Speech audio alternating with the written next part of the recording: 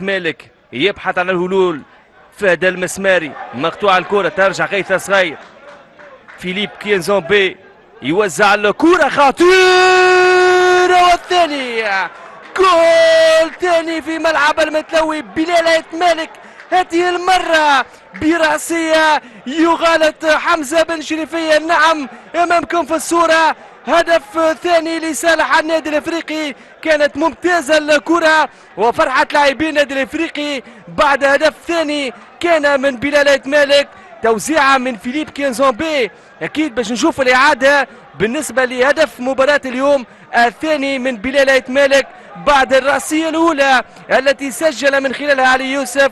فرحة كما ذكرنا مع بعض جماهير النادي الافريقي الحاضره هنا في ملعب المتلوي. فيليب كينزومبي وزعها بالراس وتبعها كما ذكرنا بلال مالك. ممتازه كانت الكره بالمليمتر، يعني راسيه بلال مالك تغالط شباك الحارس حمزه بن شريفيه. كانت كره وتوزيعه ممتازه كما ذكرنا. العرضيه خطا من يسري العرفاوي، سوء تقدير للكره، ما خذاش الكره لكن خذاها بلال مالك وسجل الثاني لفريقه في مباراه اليوم في توقيت 8 دقائق لعب في الفتره الثانيه. يصبح في رصيد بلال مالك 6 اهداف مع 3 تمريرات حاسمه.